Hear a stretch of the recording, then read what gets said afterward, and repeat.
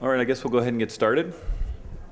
The best part about coming to the last session on the last day is everyone gets double points for this, so that's gonna make a big impact.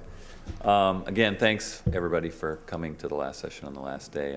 Obviously, Vegas can wear everyone out, and I'm sure we're all looking forward to leaving Vegas. I got here on Friday, so I'm really had it up to here with casinos. But I've been loving, obviously, the conference. My name is Todd Crawford, and I'm moderating this panel today on fraud.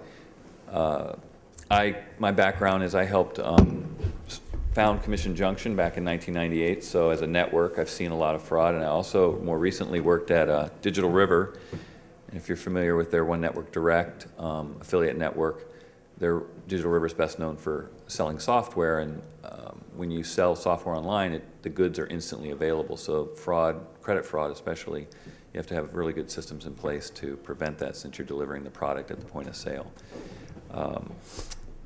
I personally like fraud in the sense that it's kind of exciting. It's kind of like a cops and robbers thing. It's really, sometimes when you find fraud in a program, it can be very intricate, especially across an entire network.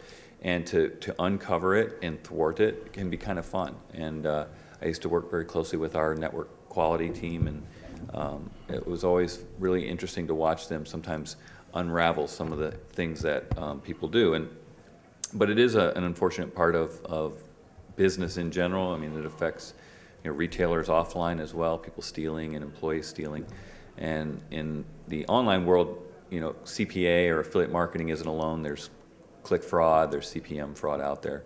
Of course, spam. There's a lot of things that people hate about the internet, and there's always somebody trying to take advantage of everyone. But I think it's something that's easily controllable if you just kind of take a holistic view of what you're trying to do with your offer or what you're trying to do as an affiliate, to really understand both sides of the equation, and you can put things in place that make it a lot easier to get out there with CPA campaigns. I'll give you a little story. The first time I ever heard about fraud on the internet was in late '98.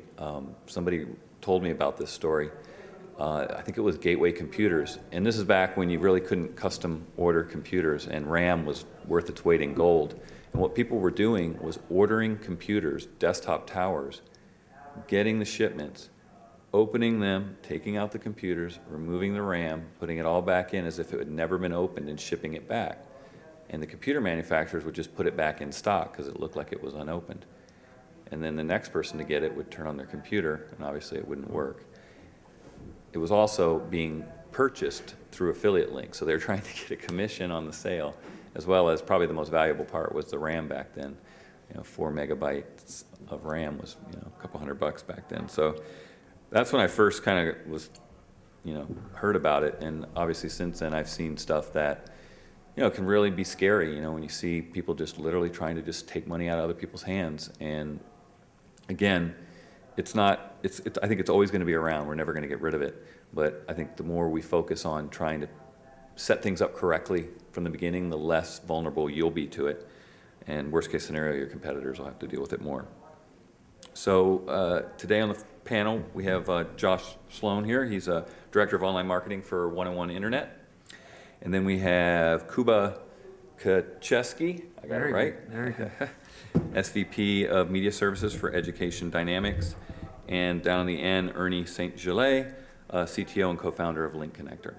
And what I'd like each of you guys to do is just briefly introduce your business in the aspect of how you see fraud affecting it, so we can get a flavor of the different types of fraud that you guys see, because I think it's not all the same. So we'll start with you, Josh. As he mentioned, I'm Joshua Sloan from 101 Internet. We are a very large brand name in the hosting and domain industry. We see fraud from a few different vantage points. We see fraud obviously from the consumer standpoint with stolen credit cards is probably the biggest issue that the hosting industry faces. Typically this is done for the reasons of setting up hosting accounts for spamming or for phishing, and it's an industry-wide issue. As far as the affiliate fraud goes, This is typically for us more of an issue of policy violations, and we have some ways that we both identify fraud and proactively prevent it in our affiliate programs. I do want to say, though, that the vast majority of affiliates that I have dealt with, spoken with, and interacted with through the various networks are absolutely legitimate and ethical affiliate marketers.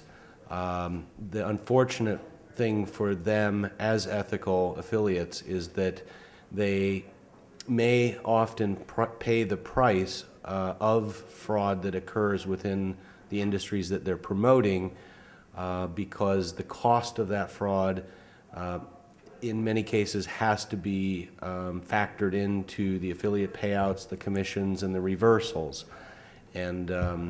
And so I believe that the majority of affiliates who are doing ethical marketing practices should be equally concerned by those affiliates who are perpetrating fraud on advertisers. The hosting industry is a subscription-based service, and we see fraud as, in our program at least, is typically the policy violations as opposed to outright creating accounts and then getting paid and then reversing the or canceling the account. This can happen, and we do monitor for it, and we take action when needed. But I think that the consumer fraud is probably a bigger issue, and the affiliates are not necessarily directly responsible for that, but the quality of the traffic that they send to us as an advertiser is part of what affects their own reversal rate or the amount of fraud that their traffic creates for us. So we typically will help to identify what are their traffic sources, what are their marketing strategies, and work with them to clean up that traffic to improve the payout rate for them and reduce the cancellation rate. But for us, the fraud is typically policy violations, trademark violations, direct linking violations, things that large brand advertisers are having to deal with. Okay. Kuba? All right, Kuba Poraj-Kuczewski from EducationDynamics. We are a leading education marketer in the U.S. We essentially match students and learning, or I should say, distance learning focused adults that are looking to go back to school, and we help universities essentially find prospects for to increase their enrollments. As far as fraud for us, again, it's policy violation. We use advertising guidelines for all of our publishers and vendors that we work with. So again, it's things like incentivizing our offer, putting us on prohibited pages, around religion or pornography, any of such forth. So that's fairly similar. Yep. Now, your cost per lead, whereas right. So I'm more cost per sale, but it's the same kind of issues. Right. So we don't use any credit card information, so we don't see fraud in that sense. But exactly. But we do see a decent amount of affiliates or vendors that sign our guidelines, but yet don't comply with them. Broker out our offer or incentivize it or so forth. My name is Ernie St. Gelais. I'm the co-founder, CTO of LinkConnector.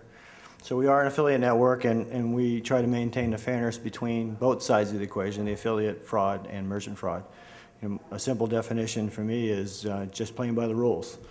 And merchant sets up rules, campaign description, can you bid on my trademark? Can you bid on other keywords? What engines can you bid in? Can you direct link?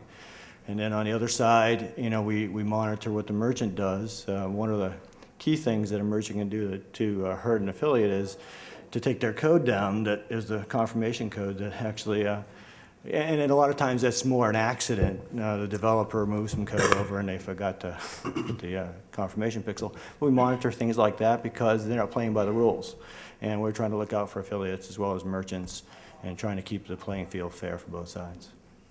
Yeah, I personally, well, I've seen advertisers that actually, you know, have had scripts in their pixel confirmation page that just every 10th time it doesn't show it. And those are tough to catch, but you know, definitely only 10% or maybe 20% of the sales drop off might not be as easy to catch if it's always been that way. But It's skimming. yeah, skimming. Sometimes people also will refer to that as what was the word I was just going to use? The scrub rate.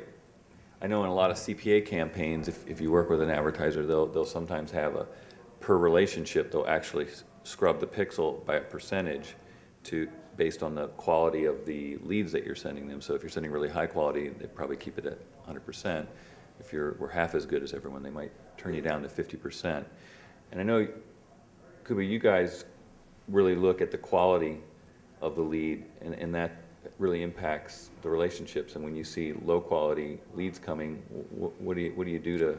Right. So we on the front end, as the leads come in real time, we can tell obviously the conversion rate, which we have expectations from the different media channels, what conversion rate, click to lead we're going to see.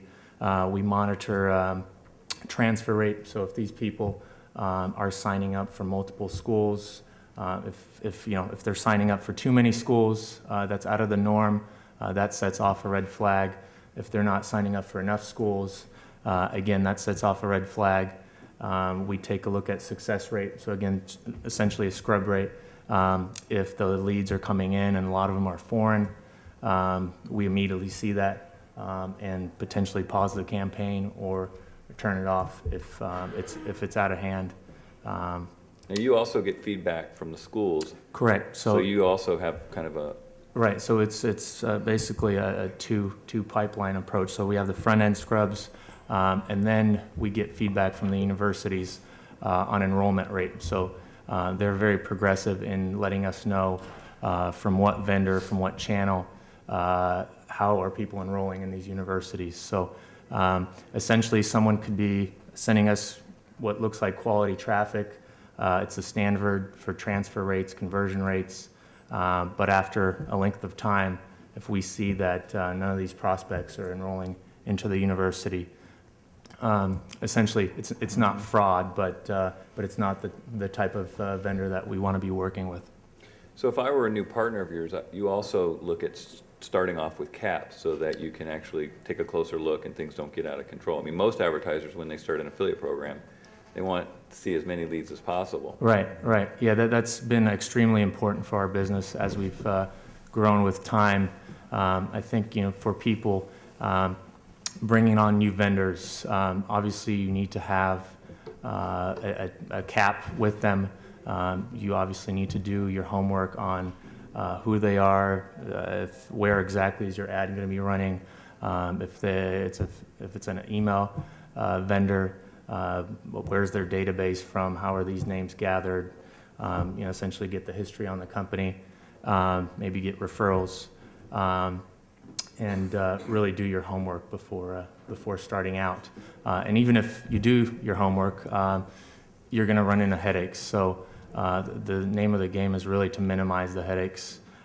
If you have a new vendor and they're all of a sudden sending you 20, 30% of your overall traffic or overall leads in our case, and they're low quality leads or there's fraud there, that could have a huge impact for our schools and our clients and obviously ruin our reputation. So we always keep a pretty low cap with people, starting them out. This also helps us monitor the transfer rate, conversion rate, gives us time instead of someone just ramping up and going wild. A lot of the process is manual, so we do need time to view the leads. Obviously, if they deliver on the cap, everything looks good. We wait around for enrollments, which is really the meat and potatoes of the leads. Then we increase the cap month over month, but always keeping a cap there. So Ernie, when you guys get either alerted by an advertiser or your systems are looking, I mean, what are some of the the fraud that you're seeing, and how's that kind of monitored or eradicated? Well, once we only let about 40% of the applications into our system. We have what we call front door fraud protection, so we keep a lot of what we think are going to be fraudulent affiliates out. But once they get in, we have to monitor from, through their process. We have different points and metrics that we look at. Actually, the metrics kick out potential affiliate who might be committing fraud, and then we investigate them. From the moment they go into investigation, whether we kicked them out because of one of our automated systems or a merchant notified us that someone might be committing fraud, all payments are on hold. They don't see another cent until the investigation period is over. That doesn't take a whole lot of time, but sometimes it occurs over the course of when we're issuing checks. So they won't get one until they get cleared. We notify them that they're under investigation, if you will, because sometimes we need information from them, which helps in our process. Typically, if they fail the investigation, they'll get kicked out, not just from that merchants program, but out of the network, and they'll go into that front door fraud protection process, so that hopefully we can catch them when they try to come in under a different identity, if you will. Is that front end process, the screening of an application, is that fully automated, or is that? It's not fully automated because you can only do so much with the data, but so we err on the side of, okay, if it's close, we're going to want to review it, and so we get a human in the loop. Humans are a lot better at looking at some things than a computer can be, and of course, if it's the same human who's been looking at it over and over and over again, he's developed an algorithm in his head for what it should be allowed in and shouldn't be. So. It's typically how we do our front door fraud. It's interesting to me. I join most of the networks out there just to get a look at their technology and the types of offers they run. So although I don't make money as an affiliate, I have a lot of affiliate accounts. And it's interesting to me when you join more of what people call an affiliate network, which has a lot of pay per sale, almost always it's easy to get in. Like you fill out your application, you have an account, you maybe have to do an email confirmation, but you're usually in. With all the CPA type networks, almost always you get a phone call before they approve your application. I've always found that interesting. Because, and I'm not I'm painting with a broad brush here, but a lot of people see more fraud in CPA networks than they do in because of paper sale. Right. Yeah, so there they are reaching out and calling, and I'll get calls. Is this the real Todd Crawford? What do you want an application for? I just want to look around. But I always find it interesting that they'll take the time to call. And you can't do anything, you can't log in until they let you in. But you let them in, but then you're screening them and maybe they get kicked out, or? A lot of ours, we don't necessarily call, but we'll email as an example. If we may ask them to place something on their site so we can confirm that they have control of the site, because typically someone may sign up as Todd Crawford, and then a month later we get an email saying they changed their name all of a sudden to so-and-so. So, we get a lot of that where they get in the front door because they may believe they were somebody else, that they own the site. And so we've kind of taken a lot to, okay, if you really own the site, prove it to me. Put something on your site that I can go and see that you in fact had control. Yeah, I've even seen networks that once you log in, you actually have to go and get a pixel from them, put it on your home page, right, and then go into their interface and hit spider it, and then that lets them know that you actually own it. I think that's an interesting way of doing it too. I'll tell you another interesting story. One time, this is another Commission Junction story.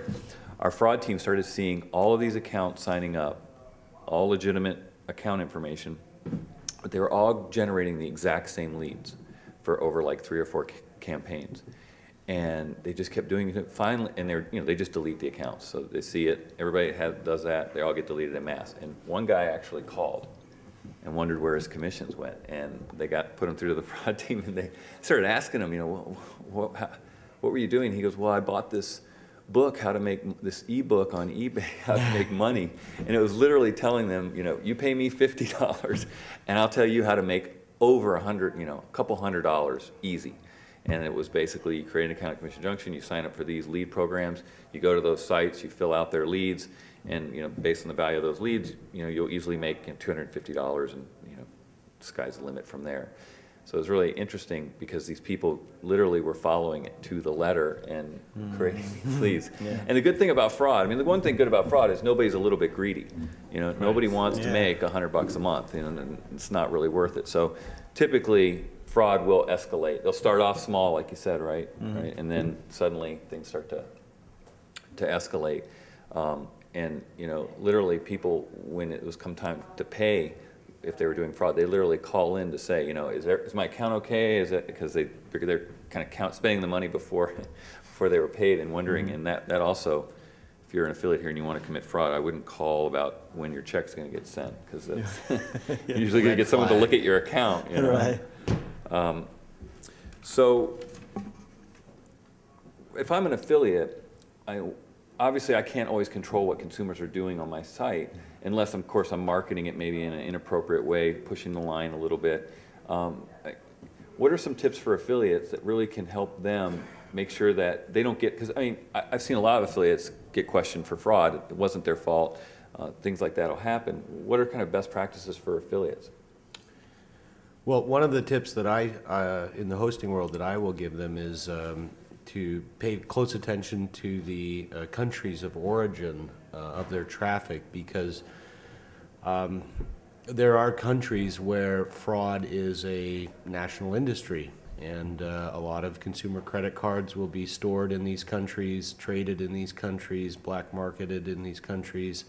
Do you have a list that you want to share with people? No offense to anyone from there or with friends there. No, I mean, it's really unfortunate, because I'm sure there are plenty of legitimate, honest consumers and businesses that are in these countries that suffer because of the amount of fraud that can occur. Some of the Eastern Asian countries can be quite fraudulent. Some of the African countries, a few of the Eastern Bloc European countries can be fraudulent. You know I'm Polish, right? I haven't seen any problem with Poland, but some of the social changes and economic pressures that have occurred in these countries, and the lack of economic opportunities for technically minded individuals has driven some of this activity. You know, when you can make 10 times more as a fraudulent affiliate than you can as a public servant or working a regular white-collar job or blue-collar job, the temptation is just too great. And while I understand that, I don't.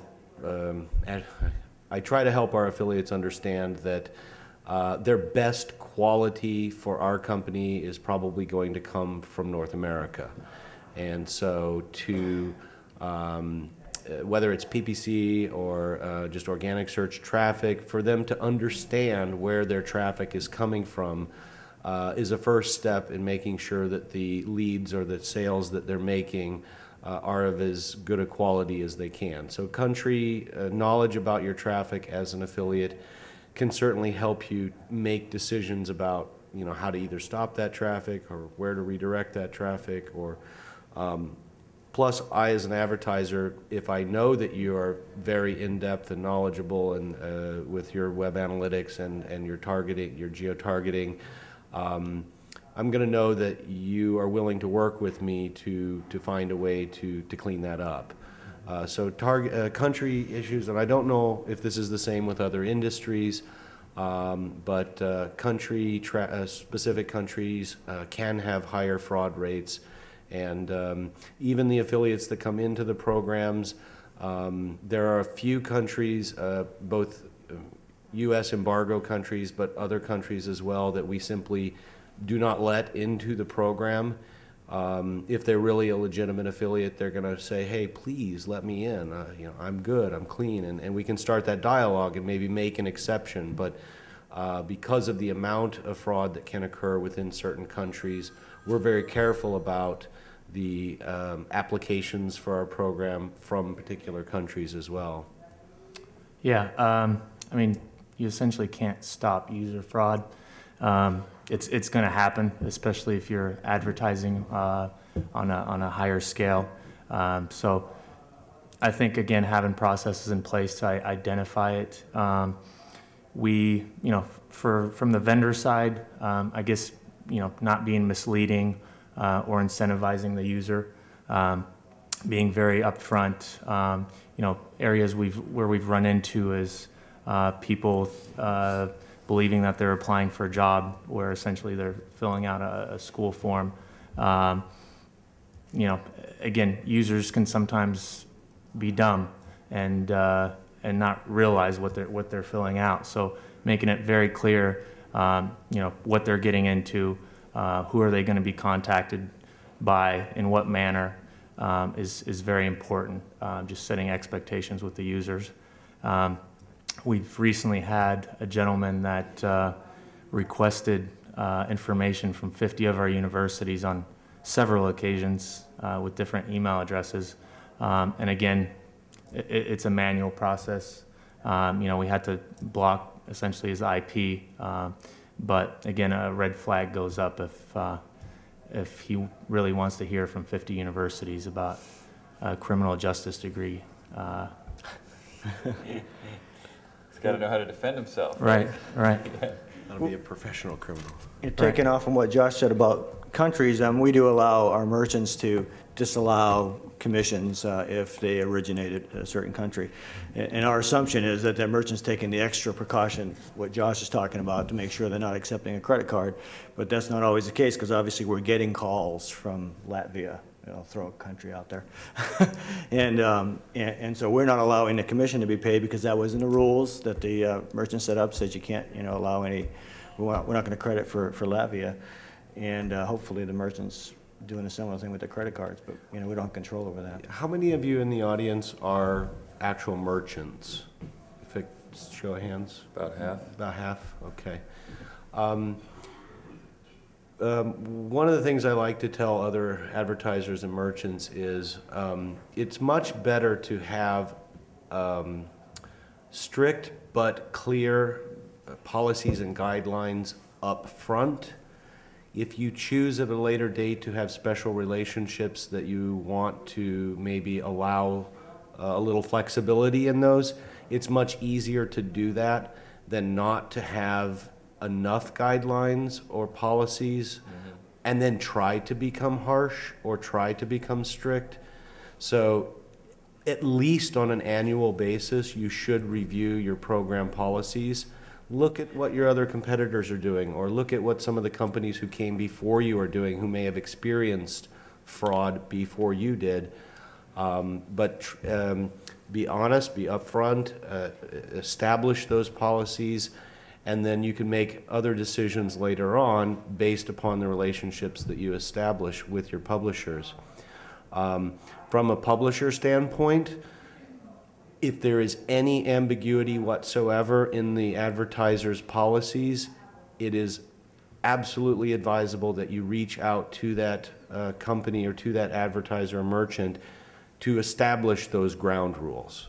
Yeah, a lot of affiliates, top affiliates, I know they're friends of mine, and the best affiliates, they want all that spelled out and before they start a marketing campaign, because there's costs involved, and they don't want to start driving leads or sales and then find out there's an issue with that. So, as a best practice, if you're not one of the larger affiliates yet, that's something you really should take to heart, is just being able to understand it clearly. It may be spelled out, but sometimes just calling them up and saying, I just letting you know, this is how I'm going to market you, and here's my site, you want to take a look at it, this is what it's going to be. Because, I know, when credit card offers were huge back in the early 2000, companies like NextCard, if anybody remembers them, there were affiliates, they'd do anything to send in an application, including things that are against the law, like actually putting the interest rate in the offer or incorrect interest rates. But, there were a lot of good affiliates out there. And the nice, is that all affiliates, all here I'm sure, are legitimate. And it's just those few bad apples that kind of taint it and scare people or can really wreck a program. If you get one bad in there, it just really mess things up. They get paid by accident. It's really, embarrassing and, can really screw your ROI. When an advertiser gets a call from an affiliate that wants to be clear about your policies and wants to make sure that what they're preparing to do for you is legitimate, that's a great sign for an advertiser that this guy cares enough to pick up the phone or write an email to verify, because the majority of affiliates are busy or applying for lots and lots of programs, and they don't establish that relationship or that dialogue with the advertisers. So for us, when we get a call of somebody like that, we absolutely respect that affiliate because they're taking the extra step that we know shows that they have the potential to become a good partner for us. Now, you said something interesting when we were getting prepared for this panel about your offer. It's actually lower than most of your competitors out there. And how does that really affect? One of the things that advertisers do, hopefully those of you that are advertisers do, is they carefully consider the commission structures that they're offering. And when you do this, well, when we do this, we take into account several factors. It's not arbitrary. So publishers, please know that the advertisers most advertisers, not all, but most advertisers try to carefully construct their commission systems not to cheat you, but in a way that will, I guess, incentivize you to become sellers for them, but also in a way that makes sense for that company. So, for example, you need to know what your competition is offering for commissions. You don't necessarily have to be the highest payout in your particular industry vertical. The commission needs to make sense in terms of the revenue, the cash flow, the checkout price, average or real checkout price. That commission needs to make sense for that value. But additionally, when constructing your commissions, you also need to take into account the potential risk factor of paying too much or the risk factor of not paying enough for your commissions. And so if you, for example, want to be a leader in your vertical and you pay the highest commission out of similar companies, this is going to make you very attractive to affiliates, there's no doubt, but it may cut into your long-term profitability. It may also, and I absolutely know this for a fact, when you are the highest in your industry, you will attract more fraud, which is going to eat into your time with policing issues, with investigation cases. It's going to not make friends in your own internal fraud team or billing teams or management teams. The other thing is, if you have a great month with high sales volume,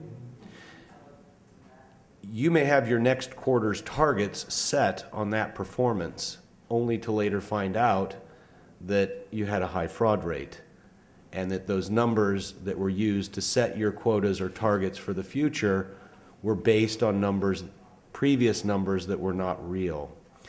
So we do kind of a risk analysis, much like I described, with considering the checkout prices, considering the risk factor for those products, considering how they relate to the other companies in our industry.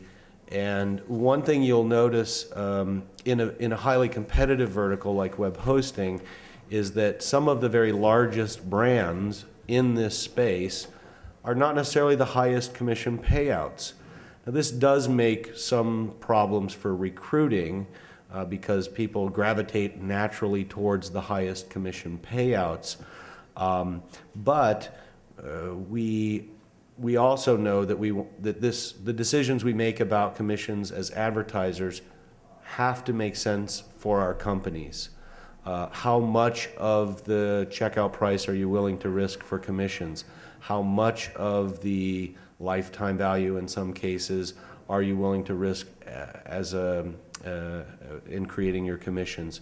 So commission reviews. If you have a set it and forget it program, you set one level of payout and you never look back, this is not good. You should at least analyze your commission structure on an annual or biannual basis. Some companies I've spoken to analyze this on a quarterly basis. Of course, affiliates get real nervous if you keep changing your program terms over and over and over again. but you need to be aware of how those commissions relate to your company's bottom line, as well as to the risk factors that you might have in your particular industry. So we don't, because we're not overly aggressive with our commissions, we actually don't attract a lot of the fraudulent activity that some of the higher commission payout companies attract. And if you want to know if you're a target for fraudulent transactions, as scary as this may sound, you really should check some of the black hat forums and sites out there that affiliates will congregate in and share information about which companies are easy targets. We had guys in those all the time, and they basically spell out what they're doing. Yeah, you can definitely Both get in some terms insight of on that. traffic, in terms of credit card data, in terms of software, adware, spyware. All of these topics come up in the black hat forums and websites that if you find your company is in there, you're going to be shocked, and you're going to wonder why you never thought about monitoring that space before. You know, the other thing, real quick though, about your, you know, let's say that leading offer out there is $100, and you're willing to pay a third of that. Bottom line is, though, you guys are a better company, a bigger company. Your conversion rate could, You have, conversion yes. rate could offset it. If If you have you're- a 3 times better conversion Yeah. rate, the affiliates, you're making the same amount of money. If you're not the highest payout in your industry, you have to know your value proposition for the affiliates. You have to know, okay, we understand that we don't pay as much, but here's some things that we do that other people don't do. And when you can convey your program and your company and your product's value proposition in a strong way, it actually can. We've had cases where affiliates have called us and said, look, somebody is willing to pay me 10 times what you're willing to pay me, but we're not going to accept it. And they give us very validating reasons why they want to continue to partner with our brand over this other new brand that might offer them more money. And so knowing your value proposition can offset some of the discomfort that lower commissions in your industry might present to affiliates. Right, and I think that's, you know, a great long-term strategy as far as, you know, attracting affiliates or vendors that you're going to work with over time. You're going to work on quality from their end. From your end, you're going to work on creatives and the conversion funnel, and it's just a good recipe for long-term success.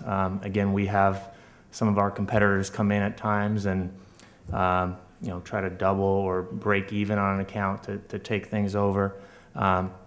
But in the long term, they can run into capping or quality issues with getting too aggressive and going after you know, affiliates without doing their homework. Kuba, you said something interesting when we were talking yesterday about you get a really great partner that's driving, let's just call them solid gold leads to you. You're even willing to up their commission to where it's break even for you because it actually makes you look better to your clients. Obviously, that's what they're literally looking for too. Absolutely. In the world of education, there's only so many people that are truly interested in education and aren't interested in an iPod. And so if we have a SEO vendor or a very targeted email publisher, we don't mind going break even. Obviously, that's not a goal, but you know, we can make up the difference in other channels and other categories because if it's something that our clients are going to be truly impressed with, they're obviously going to give us more budgets and allow us to grow other channels. Another thing too, you know, when you think about some of the scams that do get perpetrated and the amount of effort that sometimes gets put in those, I'm sure, Ernie, you've seen just multiple accounts being created and, you know, so they're trying to do a little bit of fraud in 15, 20 accounts. Right. And there's a lot of work involved in creating some of these schemes and getting, you know, seemingly high quality or good quality leads to you guys that maybe later don't turn out well. I mean, if those same people, no matter what country they're in, took the time to actually do affiliate marketing right, they'd probably be making as much or more money, and there would be no risk to that revenue stream. It's just always so interesting to me that, you know, when you uncover some of these things, they're so Pretty intricate. complicated, yeah. So much work is put into it, and I think, you know, it's kind of like people creating viruses and hacking. Maybe it's kind of a hobby or a pastime or something they get pleasure out of. That's actually a good, at least in our experience, that's a good example. You know, McAfee, if you have McAfee or any one of the virus software, you know, constantly getting updates. They're trying to keep up with the guys who are creating the viruses, and that's kind of what we're doing in our, maybe not as frequently, but we're trying to keep up because people are pretty smart out there, and they can figure out new ways of if they want to. But you're right, if they spent more of their time just doing it the right way. I mean, if you think about just the cost from a technology standpoint, resources on your end, and Yeah. potentially cost to your merchant partners, I mean, you know, how much time and effort do you think? Well, your that's the company biggest cost is the time and effort. You know, we probably devote, I don't know, probably a man-year right now across all of that, just to, you know, eradicate fraud. Now, the actual payouts of fraud are minimal. Right. As I said, when they go into an investigation, we withhold funds. It's usually on the very front end, and sometimes a fraudulent affiliate doesn't get paid a single cent, and they're kicked out and so forth. So, you know, we're a lot better off, or the network spends a lot of effort to eradicate it, unfortunately, in man hours. And the cost to develop, obviously, the systems on the front end that can check this stuff. Right, and it's really important doing the background work, like we talked about, you know, having ad guidelines for what publishers can do and can't do, and walking them through that, not just sending it over and having it sign it, letting them know that, hey, if you do any of these things, you won't get paid. These leads won't get to our schools. And, you know, essentially you'll waste your time and our time. If those expectations are set and they understand what you do to monitor fraud, you're definitely going to reduce the percentage of fraudulent vendors that you're working with. And from an optimization of your work flow in your daily activities, if you see, it starts, part of fraud, dealing with fraud is about pattern detection. So you could come in one morning and find out that yesterday's affiliate sales were great. Certainly something to celebrate, but not only to celebrate, but to answer why were they great. Was it a little bit across multiple partners? Was it one partner? Was it one product? Same with a bad sales day. Why was it a bad sales day? Was it multiple partners? Was it multiple products? You know, what created that good or bad pattern that you see? And again, if you just assume, oh, it was good and it was great, and don't go any deeper than that, you may be avoiding a problem. And that problem can eventually catch up with you. If you are an affiliate program manager, hiding the fact that you have fraudulent transactions, you may be creating a scenario for yourself that is not going to be a very fun one down the road. Whereas if you say, it was a great day yesterday, but we have some reason to believe that there might be problems with some of these transactions, and we're proactively working to do something about them, then your managers will breathe a sigh of relief and say, okay, well, we have good people and they're watching out for these kinds of patterns and trends. So we've got about 15 minutes left. I don't know if anybody has any questions or any topics that we didn't touch on that they'd like to hear discussed, or sure, if you can come up to the mic, because they're recording these, so if anybody watches these later online, they'll be able to hear the questions. You'll be famous. Yep. You get an extra point for that too. I had two questions. Can you introduce yourself, just so? Trent Warner with Maverick Internet Ventures. We're a merchant. We've got a couple things we're doing. But we're currently working with one of the networks and just beginning to form the relationship there.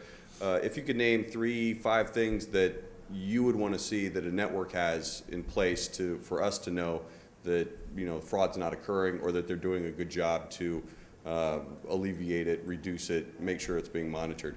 And then the other thing I wanted to know, what were some of the forums, the Black Hat forums? Well, they're not very difficult to find if you Google Black Hat blog, Black Hat website, Credit card scam or something, yeah. Yeah.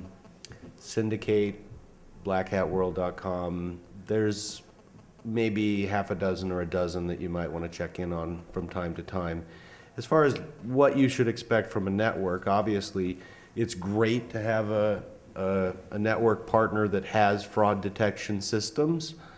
You also want to know whether or not they will notify you should they detect somebody or remove somebody from your program. Like, what's that communication process like when they do discover somebody in your program, maybe before you discovered them? And also, if you discover somebody in your program who is committing fraudulent activity, how quickly will that network respond? What are the steps that they will do to assist you to minimize the impact of that activity within your program? And just about every network does have some kind of fraud detection as a sort of first level for you as an advertiser, but that doesn't absolve you from the responsibility of also monitoring and notifying the network when you find problems. And for those of you that are publishers, if you find other competing affiliates who you believe are doing things that are against advertisers' intellectual property, against network policy guidelines, it's not fun for any of us to have to deal with this issue, but it can only help you to notify the advertisers, to notify the networks. Because I definitely see that a lot. I mean, there are a lot of affiliates out there that if they see this or get wind of it, they're willing to report it, and that's awesome. That really helps, obviously, keep all this under control. And I think most networks, as you said, have to have something in place. And I think most of it is behind the scenes. They do provide, some have some special reports that can help you. I think that the challenge there is sometimes interpreting it. I know I've seen advertisers come and say, this guy's doing fraud, kick him out of my program. And you have a fraud team that has been looking at this for years and years and really understands it, comes back and really explains what's going on, and it's not really fraud. So sometimes if you're not really that skilled at it, you might throw the baby out with the bathwater, so to speak. Right, and the networks do vary with their screening process. So some are very, I should say, extreme with them. The sign-up process and screening process is very intense. Find out what their process is. If it's not to the level that you do internally when you screen direct publishers that you work with, you probably don't want to work with them because then you're setting yourself up for risk. Well, I think, obviously they can get into the network, but they can't get into your campaign. So you can still hopefully have those same criteria to screen. You definitely shouldn't have automatic approval, especially if you're doing lead gen. That would really be a bad idea. Yeah, the one thing I would want to see if I were a merchant, and we do this as part of our process, is if they found fraudulent anywhere, they get kicked out of the network and not just out of your campaign. And so what ends up happening sometimes is where we have investigated somebody, we're kicking them out of the network, all of a sudden our other merchants who were effectively had a relationship with them are seeing more money in their account because we've kicked them out, we've taken back all the money and put it back into their accounts, and they like to see that when we found somebody that in blanket is going to be out of the network. Yeah, I think if it's, I'm sure it's true with you guys and most of the other networks, that if you want to call the networks up, ask to talk to somebody in their whatever department they call it, fraud, compliance, network quality, and ask some questions, especially particular to your program, because some of the lead forms that you have them look at your lead form. I know in the past that we've actually suggested to potential advertisers before they come on board to make changes to their forms because they were very, very lead prone. So most of these fraud teams have been there, done that, seen it all. So for you, you may have seen something very specific to you, and they can take that broader knowledge and help you. And if you're on a network and you're starting to see fraud, going to them and asking for some help, because again, they've seen people that have done it right, and they've seen people that have messed it up. Right. One thing I'll add to the forum questions. Obviously, there's some great lists out there of black hat companies, but very basic thing: just keep one yourself. either affiliates or vendors you've worked with, whether they caused you fraud or they were low quality. Essentially, a do not work list is extremely important. So, especially if you have several people out there contacting vendors, that you're not tripping over the same things. Or if you have multiple divisions and you find an affiliate that's doing this, if you kick them out of your program, you want to make sure that your sister companies or your additional divisions don't bring them back into their program. Well, and you guys run in more than, you have an in-house program, you run on 2 other networks, so I Yeah. could get you in one, you kick me out, it's like whack-a-mole, right? We're gonna, yeah, it's like whack-a-mole. We're gonna try to prevent you from joining us wherever we can. Any other questions anybody has? Come on up. I'm Perry Whitecage. I'm a publisher, and I'm dealing with the North American market, but I live in China. I've been there 4 months now. And so I want to expand into that market. I'm sure it's on a blacklisted country. Yeah. And I know there's fraud there. But I'm also seeing the market mature, in terms of online shopping and credit cards. And the Chinese themselves don't trust other Chinese, so they want to buy American products. Yeah. So how do you see potential there for legitimate selling into China? I do think that some of these countries that are currently blacklisted, it's a good question. I think that there will be some liberalization or opening up from affiliate programs to individuals who are in those countries. Right now, a lot of companies that are going global are struggling with how to do that in a cost-effective way. It may be that the payout structure for those leads or for that traffic or for those conversions may start off lower in order to, again, analyze and buy you the time to prove that it is quality. Oftentimes, though, in international markets, and it's different for different industries, if they're trying to reach a North American market with their Chinese company, they're going to want a server in the U.S. They're going to want to have an English website. I mean, we've seen websites that were .coms in Chinese that were actually hosted in the U.S. for a Asian North American market. So sometimes it's hard for the advertiser to know, without a little bit of research, is this a site that is attracting Chinese natives, or is it North American immigrants that it's targeting? So I think that, again, Or expatriates or in China, right? yeah, You could have yeah. expats You in could have China. a Chinese website in English that, again, is an expat site. So I think the most important thing is that dialogue that you establish with your vendor partners, with your merchant partners. The transparency across the board is the best policy, from the network to the advertiser to the publisher, all the way down the chain.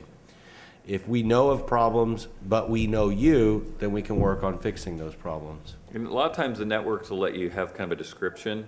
So sometimes if you can kind of explain as many characters as they might give you, if it's enough to, but also trying to get that relationship, get the network to understand that they might have an affiliate or publisher relations department, getting your story into their mind so they can also talk to advertisers who have questions about it. Yeah, we know him, we've talked to him, we met him at Affiliate Summit. Right. This is what he wants to do. And they can sometimes even help introduce you to the right merchants that are interested in going into China, because you get that all the time. I mean, we would get, advertisers both at Digital River and at Commission Junction that wanted to get into certain markets, and it's sometimes we're at a loss because last thing we're letting in is mass Chinese or depends on the country. I know at Commission Junction they would turn off countries after a while and not even let them come in because it just was like 99.9% problem. So yeah, we've had publishers in, for example, India, who we had turned off, country targeted, turned off, who've come back to us after their application was denied to say, but I'm legitimate. Mm-hmm. Okay, then let's talk about this. And but if you're an international affiliate and you say, my website is Goggle, and I post comments on blogs, and that's it, it's not enough information for the advertiser. Easy to hit decline. Yeah. Yeah. Pink. They're busy. You're busy, right? I mean, when you're going through 100 applications, I mean, you know, you start to notice which ones are going to be. We look at your websites, we look at your descriptions, we might do who is lookups, we might do Alexa score, page rank checks. We might evaluate you in several different ways depending on where you're from. I think that looking at where the site is hosted, that's can you give people tips on how can you detect that? Where it's actually hosted? Is that in the who is information? Yeah, if you go to domaintools.com or whois.sc and you put in the site that the publisher claims is theirs, it will typically show you the name servers of where that site is hosted, and you can additionally look up, well, this is an IP address that's, the site's in English, the application's in English, but the site's hosted in China or somewhere that you're going, what, something's not wrong. But you may also find out that, wow, this guy who claims to own this site is not even listed as the whois owner. And then you're wondering, well, why would he claim to own this site? Or, so something's a little fishy there. Any other questions? This was a very useful session. Thank you so much. We spoke about a lot of good things that we could do. So I'm an advertiser on how to recruit affiliates. Is there a list or best practice that we could see somewhere or refer somewhere where we can see what are the various things we could do as summation of all of this? Yeah, I guess we could put together. Each of the networks kind of has some advertiser guidelines, but there's not really a book about best practices for advertisers. While we're very comfortable coming to a summit, an environment that's supportive and friendly to us, to a certain extent it might, if this were a published official textbook format, it might actually provide the fraudsters with additional methods by which they could react to us as networks and advertisers to find new loopholes, and they're always trying. So I don't know of anything that's in an organized fashion, but each of the networks that you participate with should be able to help provide you with at least a bullet point list of this is what you may want to be careful of, this is what you may want to be careful of. And on a daily basis, check your conversion rates, check your click-through rates, check your by affiliate, your EPCs, and sort them, order them, and look for those patterns that go, something's not right. Either this guy's great or something's wrong, for example. And if there were best practices, half of them might not apply to you, right? Because of the type of program you're running. So, that's where talking to somebody that powering understands your channel business, can give you a good answer. Yeah. Thank you. Any other questions?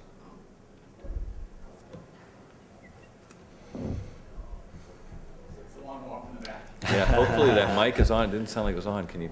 This is going to be a good question, I can tell. Yeah, there we go. Hi, David Nasker. I'm from Rand Verity. We monitor search ads for affiliate compliance. One of the things that I think that we've seen a lot of, oftentimes affiliate managers are compensated based on their top line number. So I'm actually really interested in not all fraud is necessarily things that will be reversed and you will lose money on later. Some of it might be overwriting a cookie or stealing from another channel or something along those lines. I'm curious how you guys would advise merchants to compensate their affiliate managers so that their incentives are directly aligned with yours as an organization. Well, different companies do it differently. You're correct that the majority of affiliate program managers are probably have their goals set on either straight sales volume, in which case you as a company need to make sure that they know that fraud can affect that if the targets are met or exceeded, but it turns out they're later to be fraud. This can create all kinds of problems for future forecasting and incentives, bonuses.